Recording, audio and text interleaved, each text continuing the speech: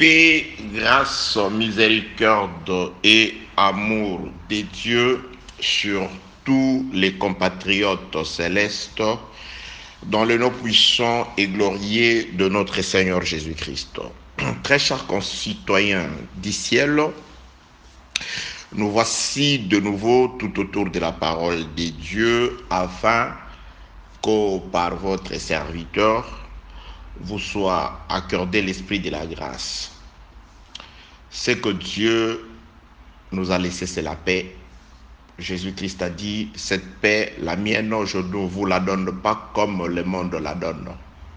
C'est pourquoi, au nom de Jésus-Christ, toi qui aimes la parole, toi qui m'écoutes, je te souhaite de recevoir la paix de Dieu qui dépasse toute intelligence dans le nom puissant de notre Seigneur Jésus-Christ. Bien-aimés, nous sommes depuis, un temps en train de partager une pensée céleste, c'est-à-dire autour de la parole de Dieu dans un thème intitulé « La ville qui porte le nom du fils de Caïn ». Donc là, c'est le 6e audio, la 6e intervention. Je vais d'abord lire une portion des Écritures. Ça, c'est la 6e intervention, comme je viens de le dire. En tout cas, la fois passée, vous allez devoir nous excuser. Je ne sais pas si la même chose va se répéter.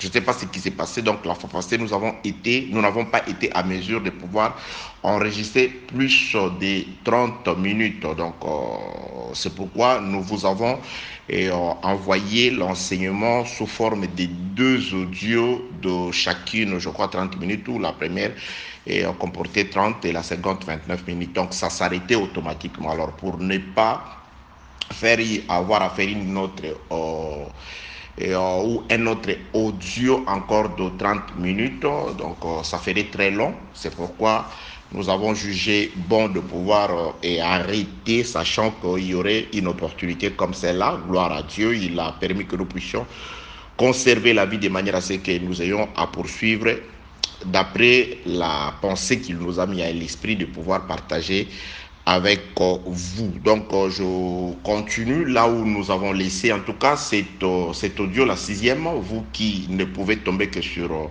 celui-là, en tout cas faites votre mieux pour vous procurer les 5 précédents audios. Certainement, je le martèle, je l'ai toujours dit, tous les audios, quoique faisant partie d'un enseignement, d'un enchaînement, mais chacun des audios a toujours été une prédication, en tout cas plus ou moins complète.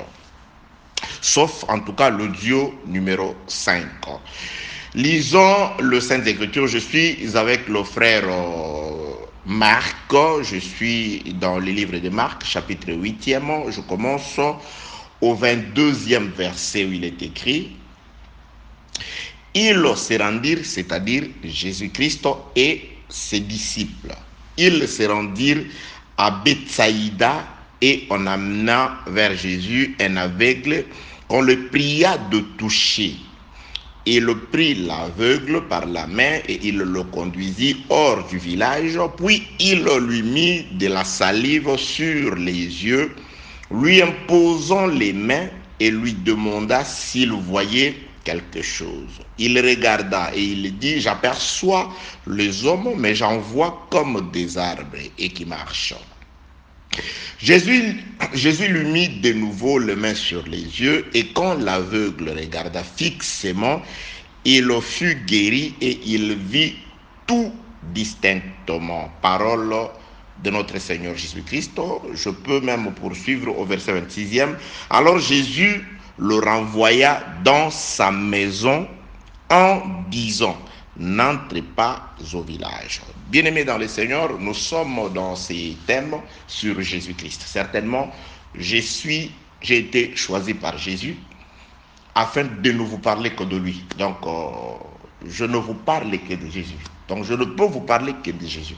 Quelles que soient les tournures que je vais faire, quels que soient les acteurs que j'aurai à citer, les acteurs des Écritures que j'aurai à citer tout au long de cette intervention, en tout cas, la finalité, c'est Jésus.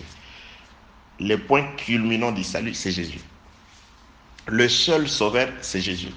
C'est lui que les élus attendaient, c'est Jésus-Christ. Que la paix, la grâce, la miséricorde, l'amour, la protection, la bénédiction et l'assistance divine vous soient accordées dans le nom puissant de notre Seigneur Jésus-Christ. Bien-aimés, nous sommes en train de parler de Jésus-Christ, comme je viens de le dire, certainement, mais dans un thème intitulé « La ville », comment une ville qui porte le nom du fils de Caïn. Le thème que nous avons déniché dans le Sainte Écriture. Donc, je suis dans le livre de la Genèse. Je prends le livre de la Genèse. En tout cas, il nous faut toujours faire une petite répétition afin de pouvoir sensibiliser tout le monde. Je suis dans le livre de Genèse, chapitre 4e.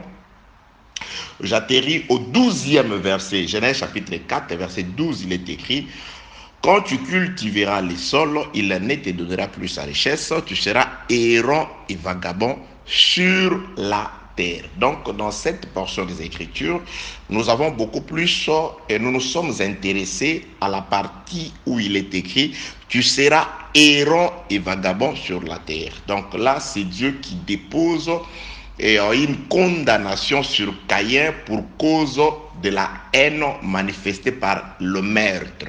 Donc c'est très important ce que nous suivons, ça pourquoi nous sommes en train de dire les choses de cette façon-là.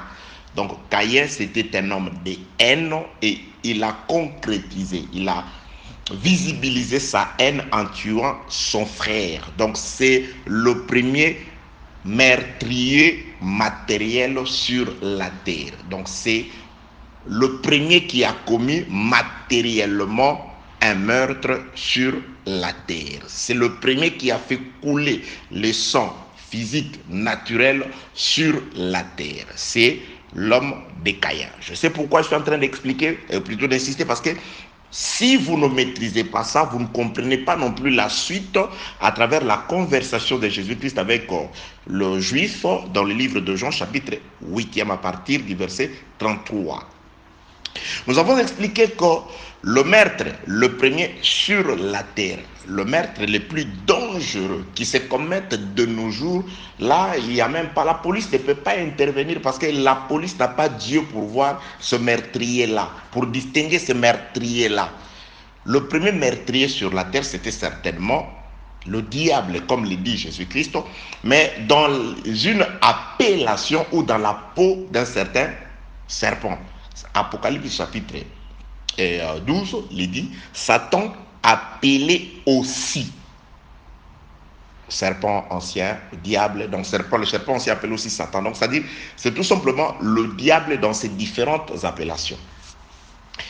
Donc le premier meurtrier sur la terre, c'était le diable. Il a tué à travers un enseignement. Donc il a présenté un enseignement qui a amené l'homme et la femme à la mort. C'est-à-dire, ils ont été effacés du devant Dieu. Ils ont été chassés du lieu de délices à cause d'un enseignement. C'est pourquoi aujourd'hui je dis le meurtrier le plus dangereux, celui qui peut t'amener loin de Dieu, celui qui peut réellement détruire ton âme. Malheureusement, ce sont les meurtriers qu'on encense, qu'on loue, on étale parfois le tapis rouge sur eux. Ils sont respectés, ils occupent des estrades, des lieux les plus élevés. Pourquoi? Parce que l'homme naturel n'a pas Dieu pour voir, pour distinguer selon la pensée de Dieu qui tue et qui y a le message pour guérir. Que la paix, la grâce et la miséricorde de Dieu soient avec vous. Bien-aimés dans le Seigneur, donc le premier meurtrier sur la terre, celui qui a spirituellement tué, c'était le diable, toujours dans l'appellation Satan. Alors, le premier meurtrier matériel, celui qui a matériellement, naturellement, physiquement tué sur la terre, le premier meurtrier, c'est toujours le diable dans l'appellation Caïn. Suis-je en train de dire que Caïn était fils du diable? Loin de là. Physiquement, non.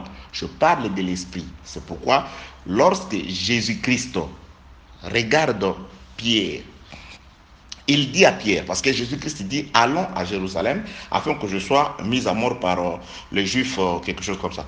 Donc, le frère Pierre, il regarde Jésus et dit, ne plaise à Dieu, tu ne mourras pas.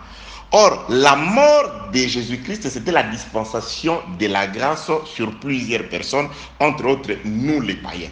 Donc, en quelque sorte, les paroles de Pierre, c'était comme une certaine opposition à l'œuvre de la croix, une certaine opposition à l'expansion de la grâce de Dieu à travers le monde, une certaine opposition à l'accomplissement de la mission de Jésus-Christ sur la terre. Car Jésus-Christ n'était pas venu sur la terre pour rester vivant. Il était venu afin que par sa mort, il puisse faire couler, faire jaillir un sang à travers lequel qui serait de l'argent qui rachèterait ceux qui étaient vendus dans les péchés.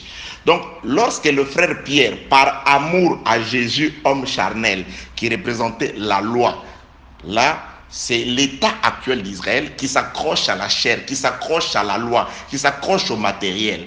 C'est ça, Pierre. Ne plaise à Dieu, tu ne mourras pas, ça dit, tu resteras vivant. Or, Jésus vivant, c'est toujours l'ancienne alliance qui continue, car une alliance est inaugurée par le sang. Donc, il fallait que Jésus-Christ meure et qu'à travers son sang, une alliance ancienne puisse être remplacée par une alliance meilleure et nouvelle, et que dans cette alliance soit admis même le païen qui n'était pas accepté dans l'ancienne alliance. Que la paix, la grâce et la miséricorde de Dieu soient avec vous.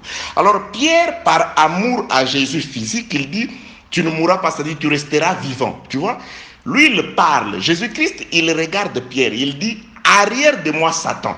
Là, Jésus ne juge pas Pierre, l'homme, parce qu'il sait, il s'explique plus tard, il dit, car tes pensées ne sont pas les pensées de Dieu, mais les pensées de l'homme. Donc, il parlait par rapport à l'esprit qui l'animait. Or, vous remontez 2-3 paragraphes plus haut, Jésus-Christ pose la question à plusieurs personnes. Qui dites-vous que je suis? C'est Pierre qui va répondre. Et Jésus-Christ dit, ce n'est pas toi, ce n'est pas l'eau et le sang, mais c'est l'esprit de mon Père. C'est-à-dire, le même corps a été utilisé. Le même Pierre a été tantôt utilisé par Dieu et par la suite, ayant été saisi d'un zèle humain et amer, il s'est laissé utiliser par le diable.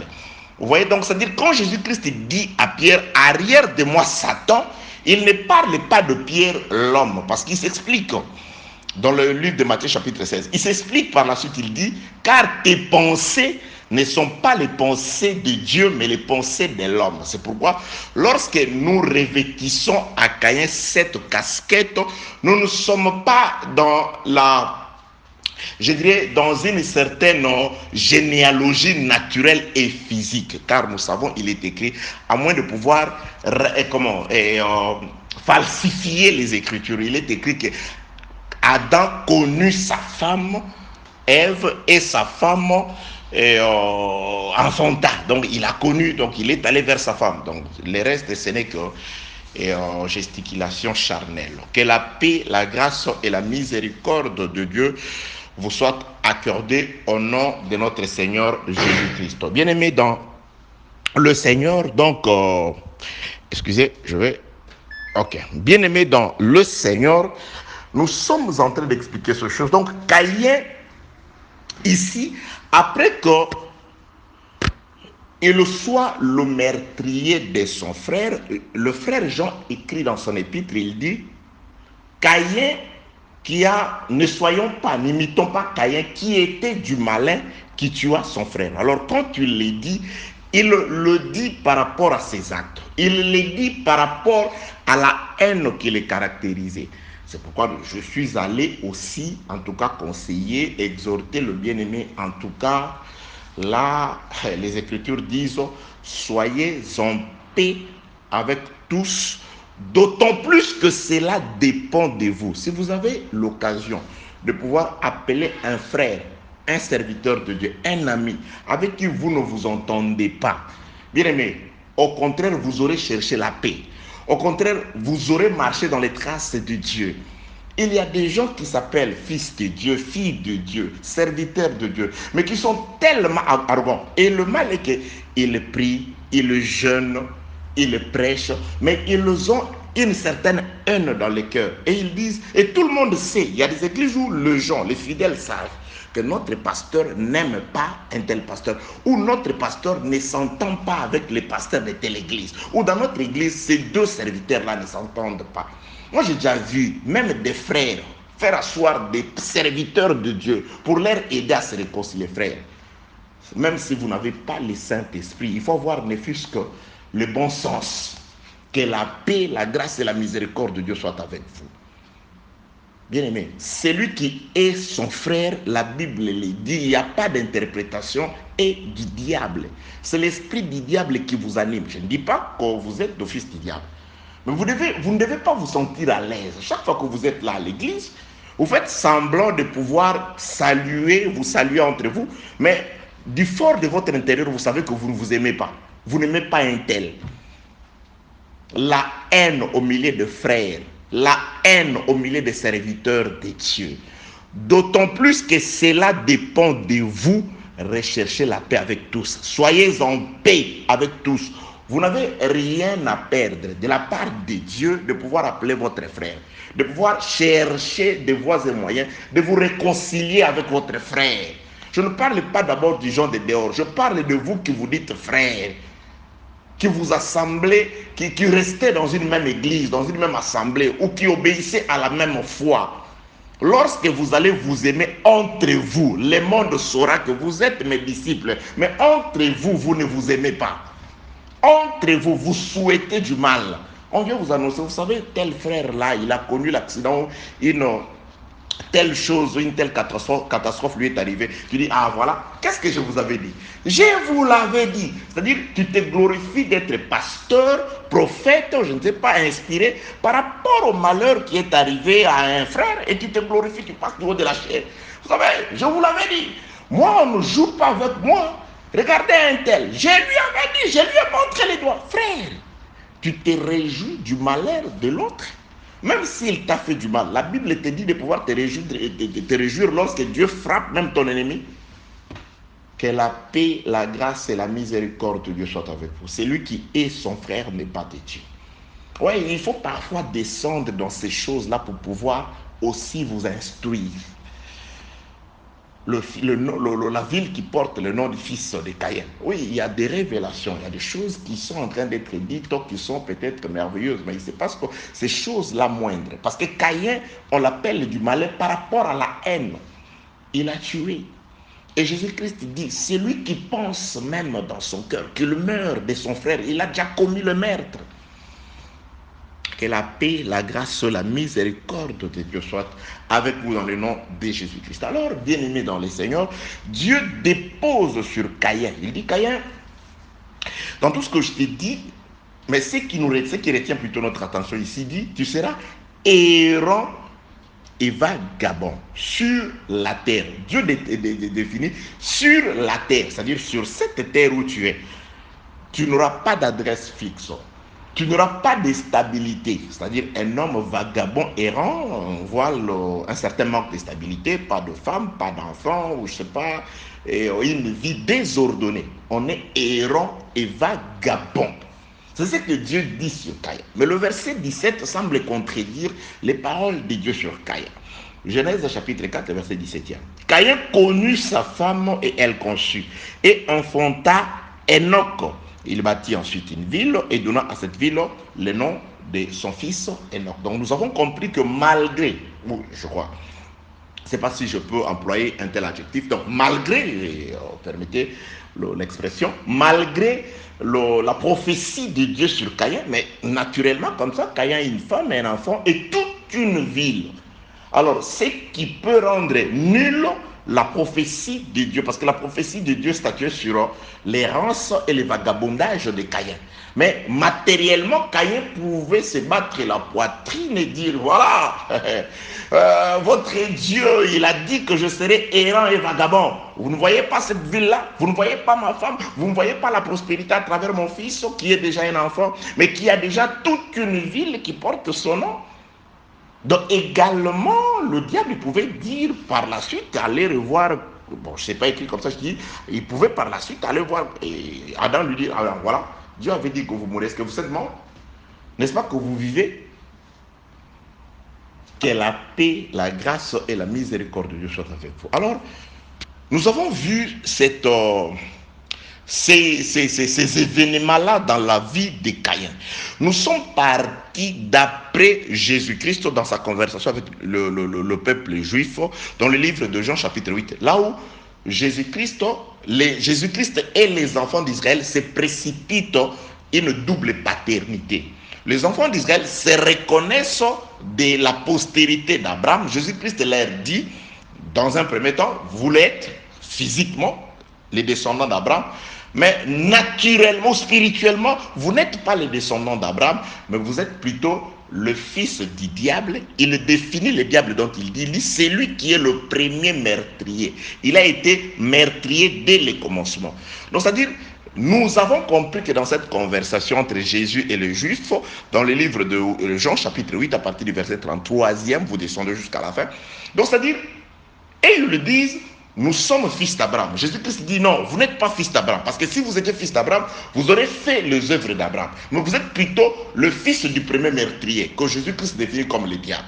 C'est là où nous avons compris que le premier meurtrier matériel sur la terre étant Caïn, donc Jésus-Christ leur disait que vous êtes des descendants de Caïn. Et pourquoi Jésus-Christ leur disait? Parce que Jésus-Christ leur reprochait, faisait la même reproche qu'à Caïn. Caïn a tué son frère. Jésus-Christ leur dit, vous êtes les fils du diable parce que vous cherchez à me tuer. Or, celui lequel par haine a tué son frère, c'était Caïn. Donc, c'est de là que nous avons compris que normalement, il y a deux postérités. Il y a la postérité de Caïn, dont le premier, c'était un haineux, un homme de haine qui tue par haine. Et il y a la postérité d'Abraham, un homme de foi. C'est pourquoi nous sommes allés dans les Saintes Écritures. Maintenant, pour voir la marche de deux postérités, nous verrons la marche des deux postérités jusqu'à la consommation des temps. Nous verrons qu'il y aura toujours guerre entre ces deux postérités-là. La postérité de Caïn et la postérité d'Abraham. Pourquoi je parle de Caïn et d'Abraham? Parce que Jésus-Christ nous le dit dans le livre de Jean chapitre 8. C'est-à-dire, dans les livres de Jean chapitre 8, nous comprenons que si vous n'êtes pas de la postérité d'Abraham, vous êtes automatiquement de la postérité du premier meurtrier, de celui qui a tué par haine son frère, qui est Caïn. Que la paix, la grâce et la miséricorde de Dieu soient avec vous. C'est pourquoi toujours, pour confirmer l'existence dans la pensée de Dieu de ces deux postérités-là, nous sommes allés faire voir le parallélisme. Sur Caïn, Dieu dit tu seras errant et vagabond, c'est-à-dire tu n'auras pas d'adresse fixe sur la terre. Mais Caïn a eu une femme, un enfant et une ville. Nous avons vu quelqu'un d'autre dans les livres de la Genèse, chapitre 15e, à qui Jésus-Christ dit, Abraham, je t'ai fait sortir de Ur des Chaldées afin de pouvoir te donner en possession la terre sur laquelle tu te trouves. Donc nous avons vu quelqu'un, un certain Caïn, à qui Dieu a promis l'errance et le vagabondage, mais qui a possédé une ville, une femme et un enfant. Et nous voyons de l'autre côté Abraham. Dieu lui promet le contraire de ce qu'il avait dit sur Caïn. Qu'est-ce que Dieu promet à Abraham? Il lui promet de pouvoir posséder la terre. C'est-à-dire Abraham serait le maître de la terre. Mais le frère qui a écrit la lettre aux Hébreux, Hébreux chapitre 11, verset 13, il nous confirme que Abraham, à qui la possession de la terre a été donnée, il est mort sans entrer, sans posséder cette terre-là. Il est mort comme étranger et voyageur sur la terre. Il est mort habitant des tentes. Que la paix, la grâce et la miséricorde de Dieu soient avec vous. Donc, à quelqu'un à qui on a promis l'errance et le vagabondage, c'est lui qui s'avère être le possesseur de toute une ville, mais à celui à qui on a promis de posséder la terre, il passe toute sa vie sans pour autant rien posséder. Alors, pour voir les démarches, nous sommes descendus dans le livre de Luc, chapitre 4e, où nous avons vu toujours la lutte entre Caïn et Abraham, respectivement Satan et Jésus. Caïn vient confirmer à Jésus, qui est aussi la postérité, le fils d'Abraham, il vient lui confirmer que, voilà, il lui montre la gloire du monde. Il dit, voilà, tu vois tout le monde entier, la gloire de ce monde, elle m'appartient, c'est à moi, et je la donne à qui je veux. Donc là, Caïn, Satan, il confirme que la gloire de ce monde, il présente la ville de Caïn. Il dit la ville de Caïn, naturellement, normalement, aujourd'hui, c'est le monde entier avec toute sa gloire. Il dit, ça m'appartient et je la donne à qui je veux. Ici, il dit à qui je veux. Mais dans le livre de la Genèse, chapitre 4, le verset 17, il l'a donné à son fils.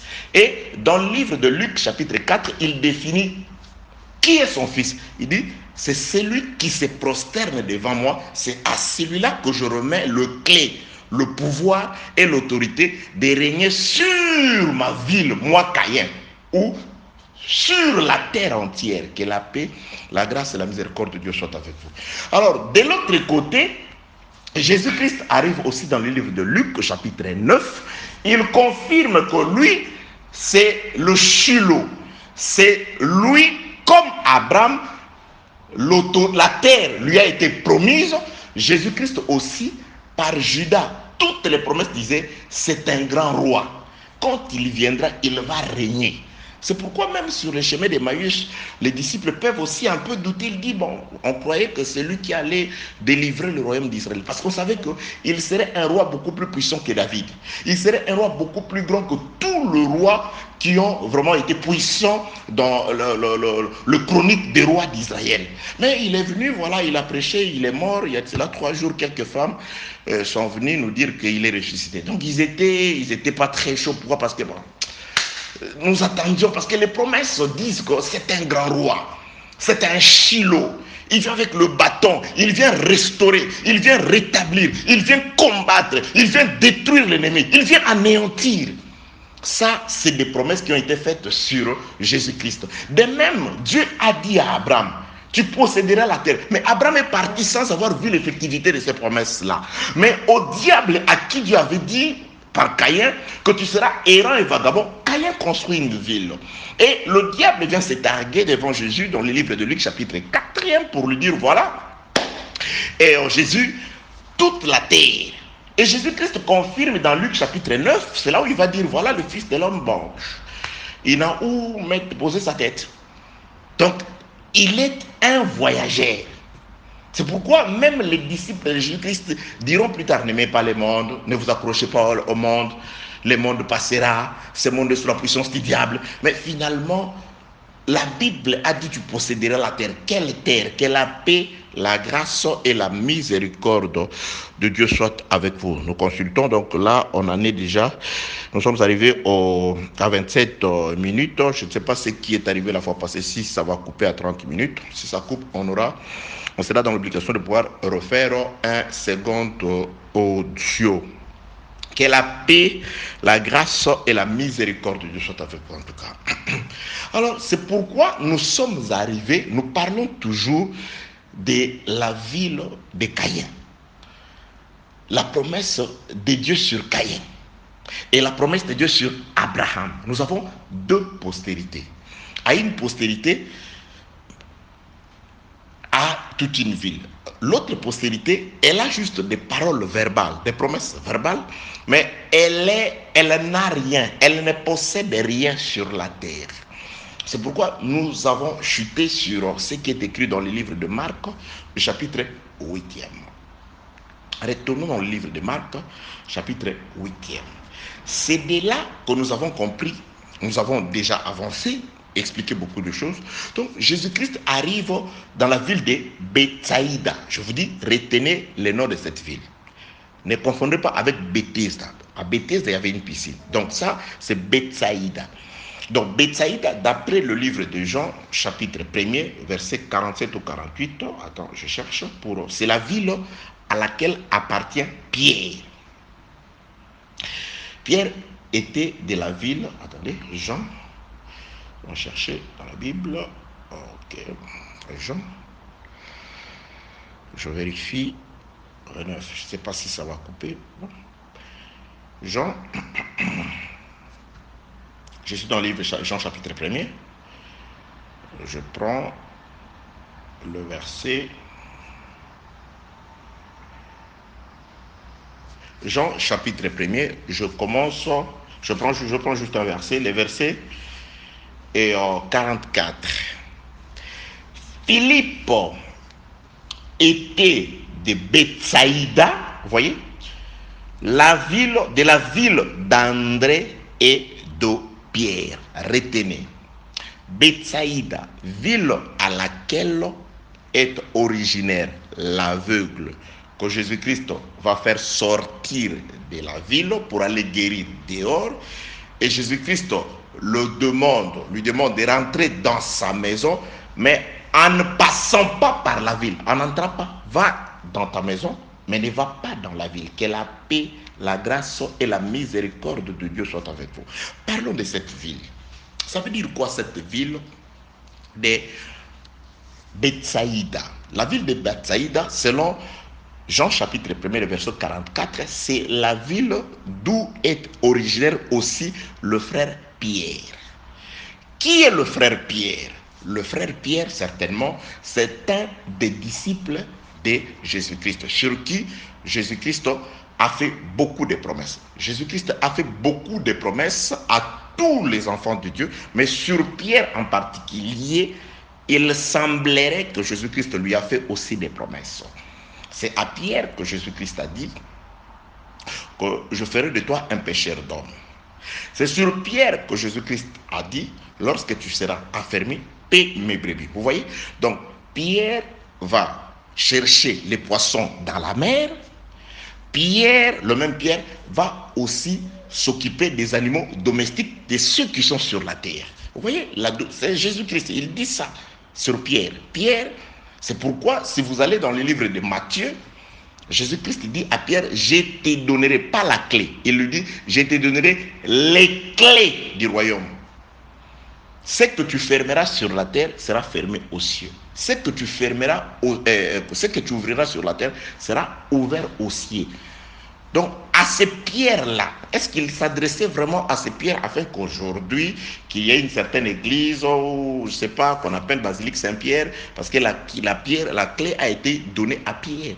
Ce Pierre-là, effectivement, il représente l'œuvre du ministère. Ce Pierre-là, effectivement, il représente la révélation. Ce Pierre-là, il représente toute l'église, car aujourd'hui, les clés du salut ont été remises à l'église. Parce que pour être sauvé, il faut faire partie de l'église qui n'est rien d'autre que le corps de notre Seigneur Jésus-Christ. Donc nous comprenons que lorsqu'on parle de Pierre, lorsque Jésus-Christ parle de Pierre, très souvent, il parlait du ministère. Il parlait du Saint-Esprit. Pierre n'est pas le Saint-Esprit, mais il voulait parler de l'Esprit qui viendrait. Certainement, cet Esprit a agi par des serviteurs de Dieu. Lorsqu'il dit, je ferai de toi, s'adressant à Pierre, un pécheur d'hommes, effectivement, un pécheur d'hommes, c'est-à-dire un pécheur, c'est celui qui va chercher les poissons dans l'eau. Nous savons que l'eau et la terre, parce qu'il dit aussi à ces pierres, paie mes brebis, c'est-à-dire tu vas t'occuper des animaux qui sont sur la terre, tu vas aussi s'occuper des animaux ou des oiseaux, des poissons qui sont dans la mer. Donc la mer et la terre représentent aussi les deux peuples. C'est pourquoi Pierre est celui qui a annoncé l'évangile aux Juifs. Il a aussi été le premier par qui les païens ont écouté l'évangile, c'est-à-dire dans la maison de Corneille. Que la paix, la grâce et la miséricorde de Dieu soient avec vos Pierre. Mais plus tard, dans le livre de Galates, chapitre 2e, c'est là où Pierre va reconnaître que non, cette clé d'ouvrir chez les païens, je vais la donner à un certain Pierre, à un certain Paul plutôt. Quoique Paul n'est pas allé seul, mais Galates, chapitre 2, le frère Paul écrit que lorsqu'ils ont reconnu que celui qui avait fait de Pierre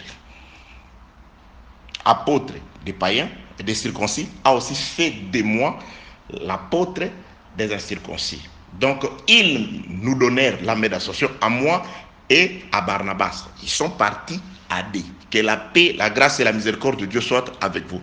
Ici je donne l'essence que Jésus-Christ donnait à Pierre, afin que vous ne tombiez pas dans le piège de ceux qui prennent toutes les promesses faites sur Pierre comme si il s'agissait de Pierre individu. Oui, certaines promesses comme celle de pouvoir annoncer l'évangile aux circoncis et aux incirconcis, ces promesses-là se sont accomplies naturellement comme ça dans la vie de cet homme de Pierre.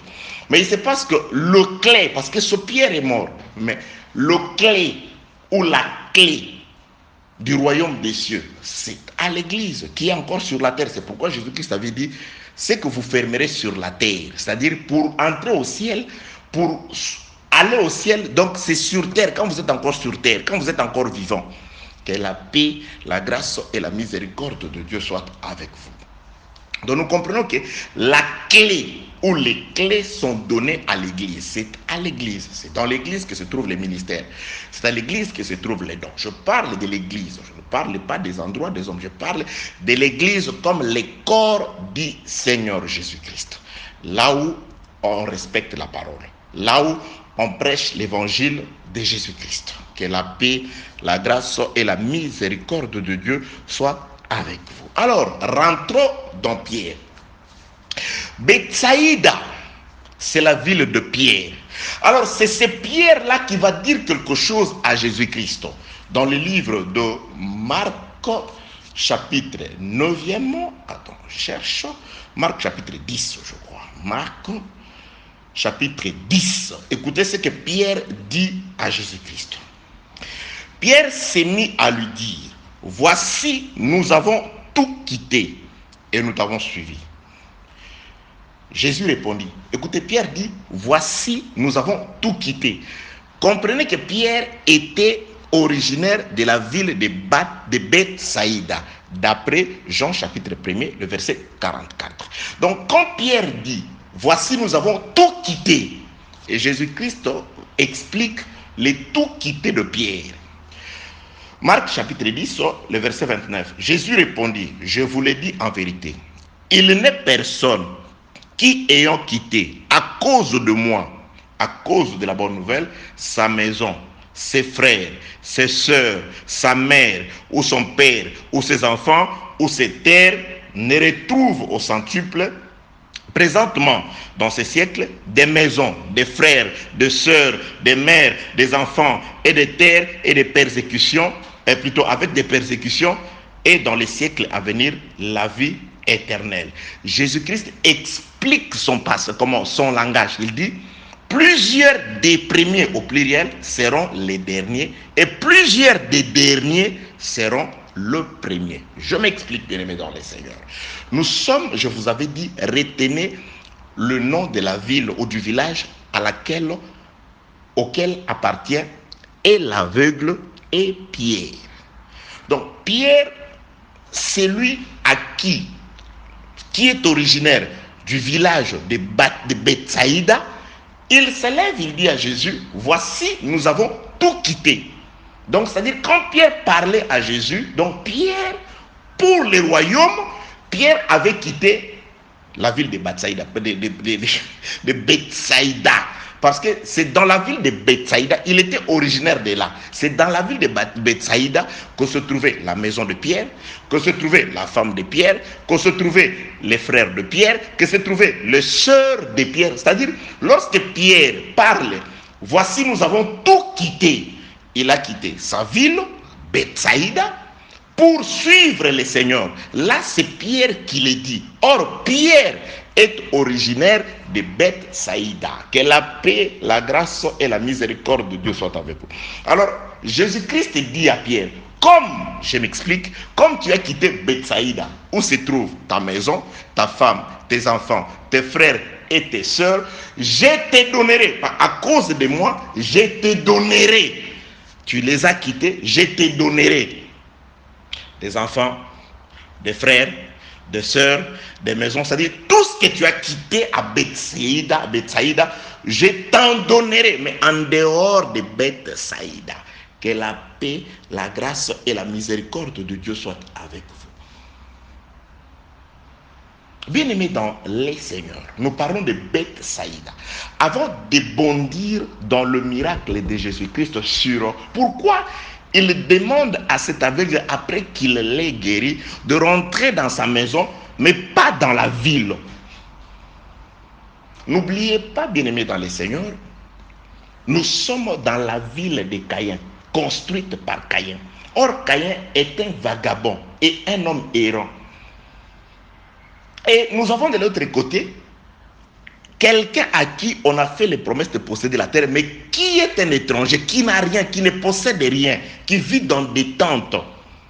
Le diable vient taper la gloire à Jésus. Voilà toute la gloire de ce monde, elle m'appartient. Si tu t'agenouilles devant moi, je te la donne.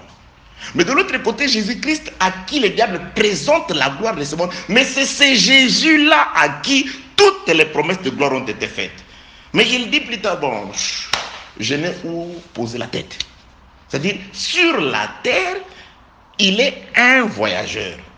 Il dit, voici le prince de ce monde vient. Donc, il est un voyageur.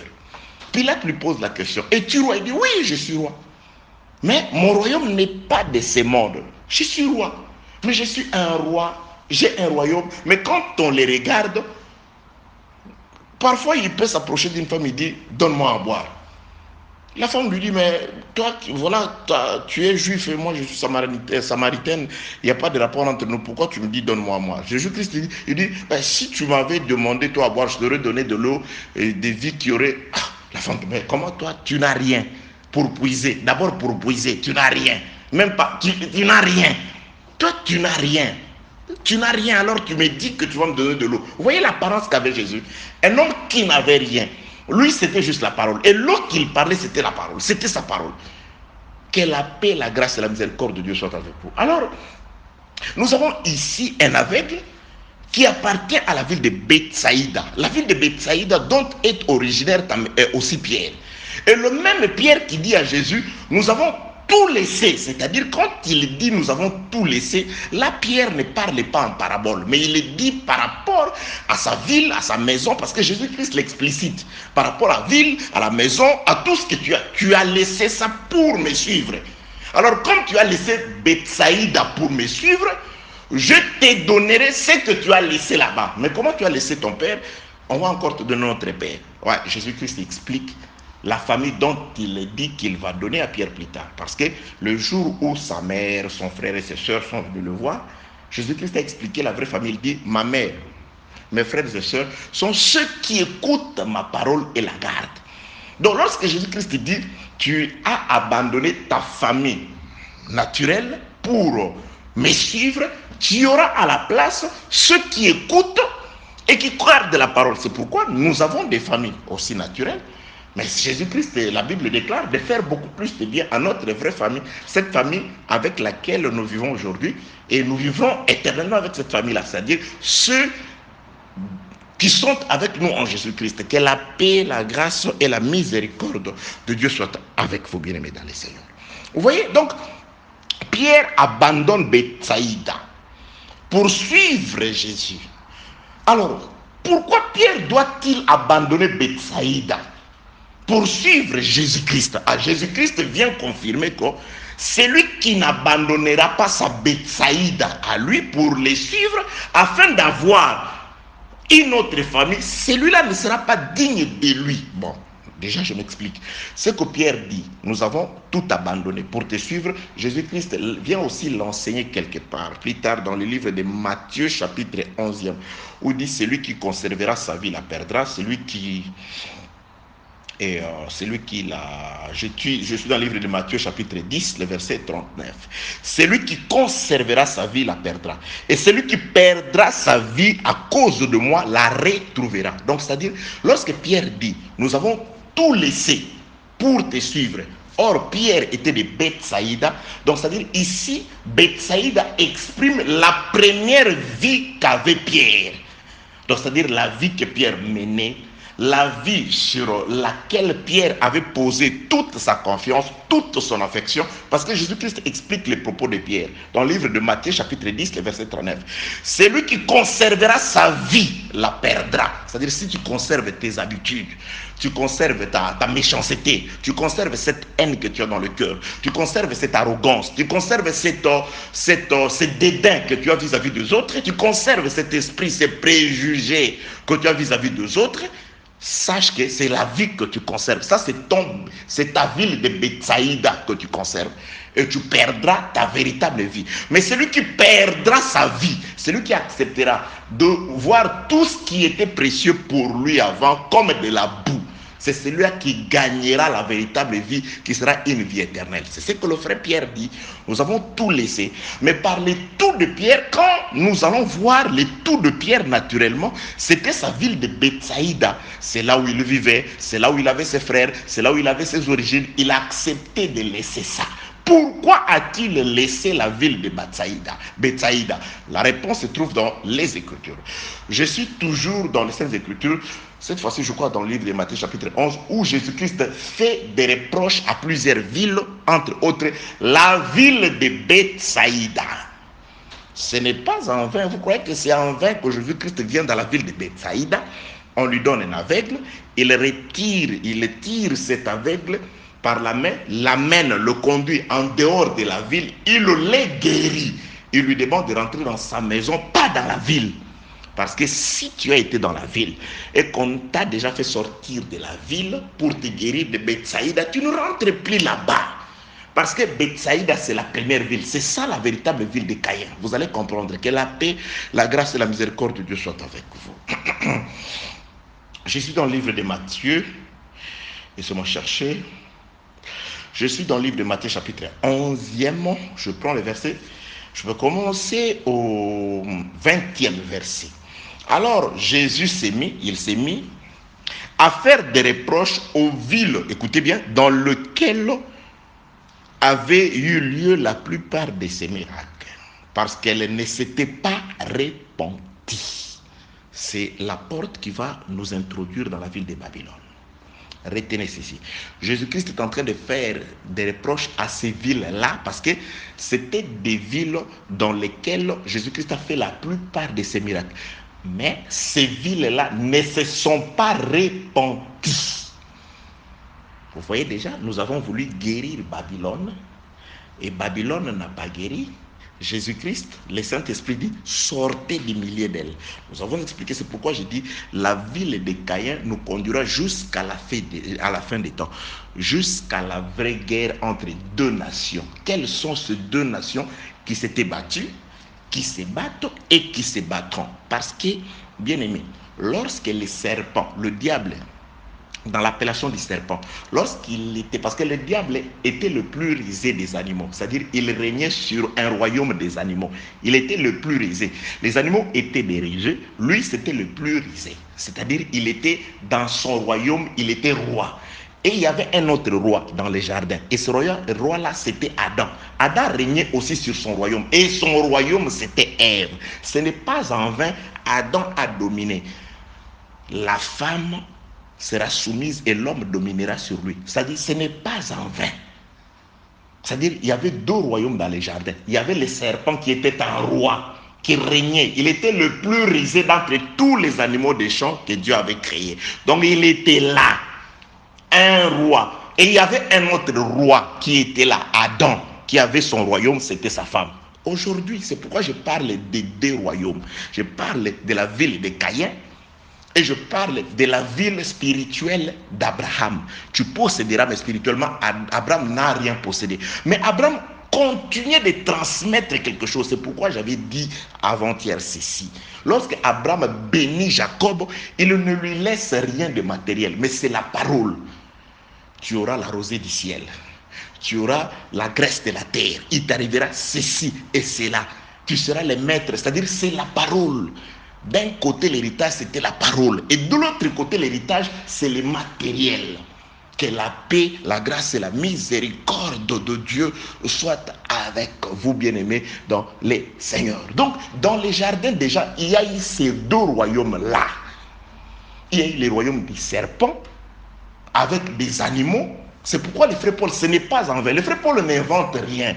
Lorsqu'il parle de l'homme animal, lorsque souvent on parle de la bête, que la paix, la grâce et la miséricorde de Dieu soient avec vous. Dans les jardins, déjà, c'est là où a commencé cette lutte. Et le diable savait, s'il faut que je puisse vaincre, je ne dois pas m'attaquer au roi. Je dois m'attaquer à la femme. C'est pourquoi les diables ne pouvaient pas tenter le serpent, comme les autres animaux. Le diable va se diriger vers la femme d'Adam, dans le royaume d'Adam. Parce que le diable sait, si je peux avoir la femme, la faiblesse de l'homme c'est la femme, l'homme viendra, je l'aurai aussi. C'est pourquoi le diable, il va quitter son royaume, les animaux, là où il régnait, pour s'attaquer au royaume d'Adam. Ça, c'est la guerre entre eux. Ça commence là-bas.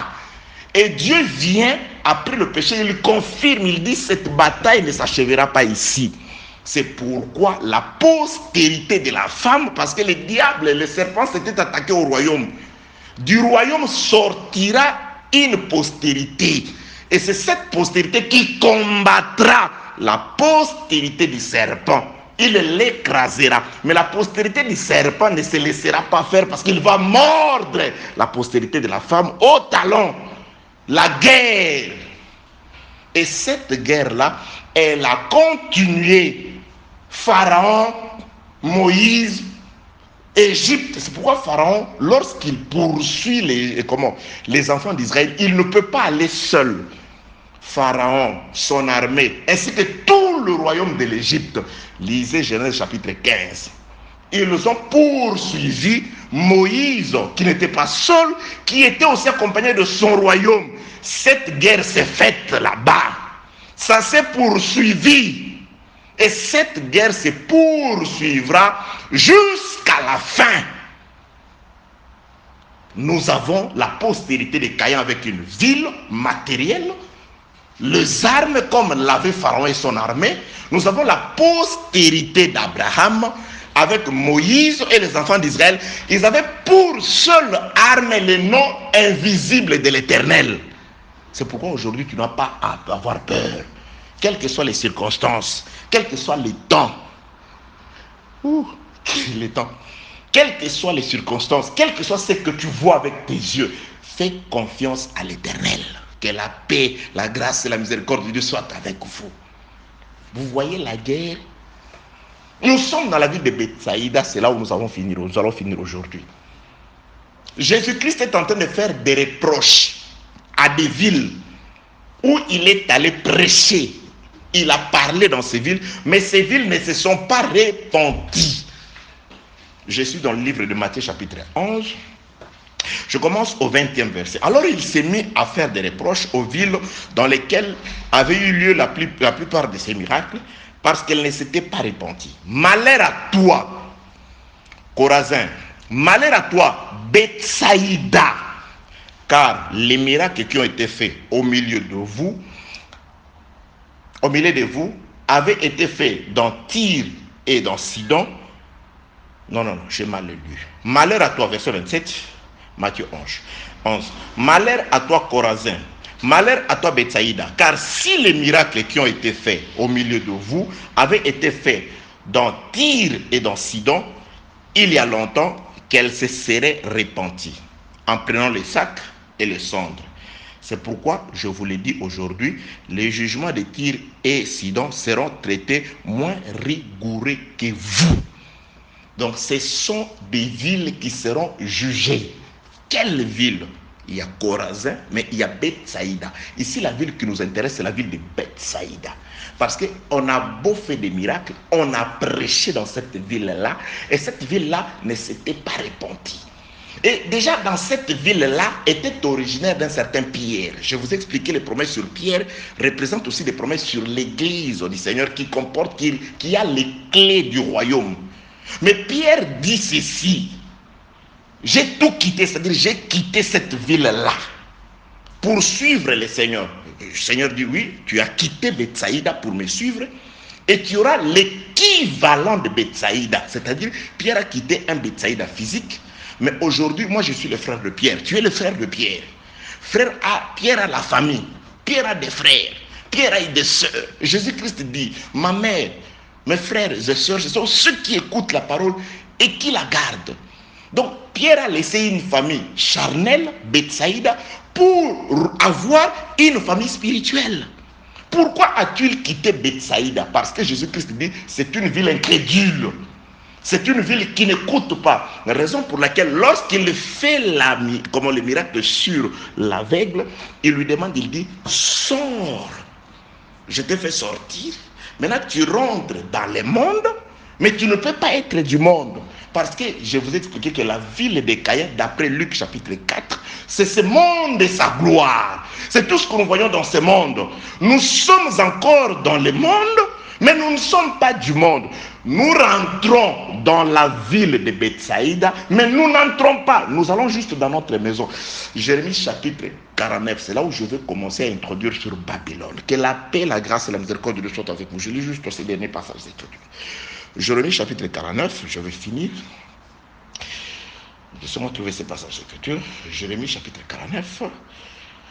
Jérémie.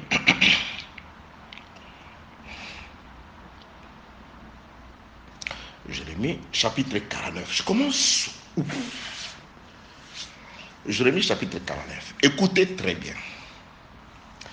Je commence au 30e verset. Écoutez la danse que nous allons faire ici.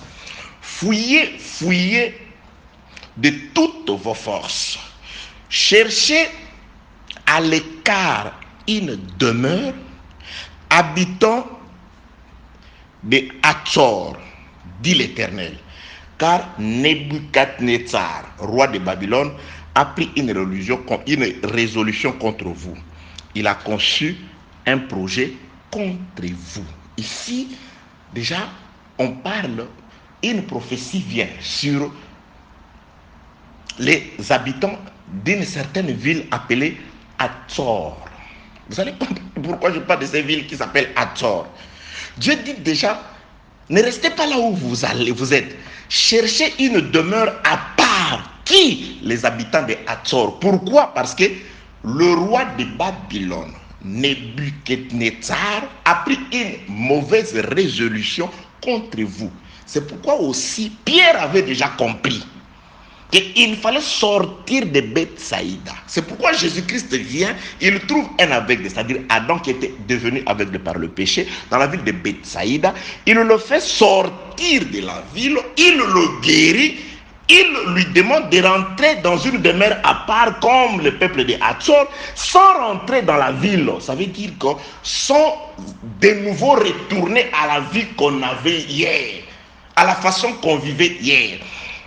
Le peuple de Hatzor, je suis dans le livre de Jérémie, toujours chapitre 49, je reprends la lecture dans le verset 30e. Fouillez, fouillez de toutes vos forces, cherchez à l'écart une demeure, habitant de Hatzor, dit l'Éternel. Car Nebuchadnezzar, roi de Babylone, a pris une résolution contre vous. Il a conçu un projet contre vous. Maintenant, qui a construit cette ville de Hatzor? C'est là la question. Qui a construit cette ville de Hatzor? Jérémie chapitre 49, le verset 28e.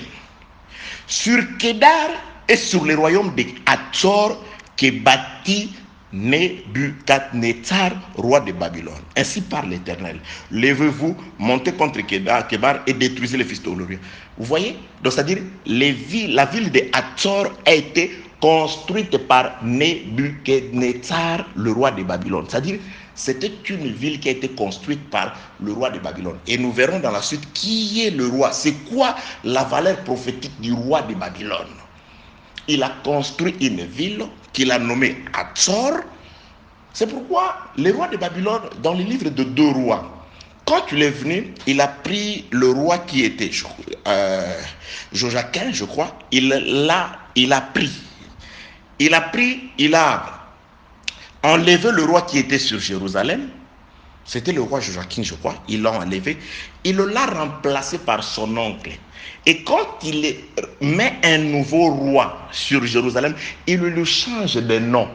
Il a dit, désormais, tu t'appelleras Sédécias. Sédécias, c'est le nom qu'a donné Nebuchadnezzar au roi. Bien aimé, le diable, quand il te donne la gloire, il ne te laisse pas avec le même nom. Il te change de nom. Tu veux tout simplement prendre la gloire du diable et conserver le nom? Non, le nom, c'est aussi l'enseignement. Beaucoup de gens, ils sont juste allés faire allégeance au diable en acceptant. Vous avez aussi changé de nom. Rentrons ici dans le livre de Genèse chapitre 49, le verset 28. Donc nous comprenons que la ville d'Atsor, ville de laquelle on demande au peuple de pouvoir sortir. Sortez de cette... C'est une ville qui a été construite par le roi Nebuchadnezzar. Il a construit cette ville-là et il a placé ces gens-là. Et maintenant la parole dit, vous habitants de Atsor, sortez des villes qu'a construit Nebuchadnezzar. C'est pourquoi aussi je vous dis, comme Jésus a fait sortir l'aveugle de la ville de Bethsaïda, il l'a guéri, il lui demande de rentrer dans sa maison sans passer par la ville. De même que Pierre, qui représente l'église, a compris que je dois tout laisser poursuivre Jésus. Et le tout de Pierre, naturellement, Jean chapitre 1, verset 44, c'était sa ville, d'où il était originaire, sa famille, c'est-à-dire tout ce qui était à Bethsaïda. Pourquoi? Parce que Bethsaïda, c'est une ville incrédule. Donc c'est aussi une autre forme de Babylone, une ville qu'on a cherché à guérir d'après Jérémie chapitre 51, mais qui n'a pas guéri. Et qu'est-ce qu'on doit faire? On doit sortir de cette ville-là, parce que cette ville-là sera détruite, parce qu'elle est bâtie sur aucune promesse. La ville de Caïn n'est bâtie sur aucune promesse. Mais Abraham, quand il construira sa maison, c'est une maison qui est bâtie sur la promesse, parce que Dieu dit qu'il possédera la terre. Donc c'est Abraham qui doit avoir une maison. Mais la ville de Caïn n'est bâtie sur aucune promesse. Elle sera détruite. Mais avant qu'elle ne soit détruite, sortez de la mauvaise vie, des endroits où vous allez écouter n'importe quoi.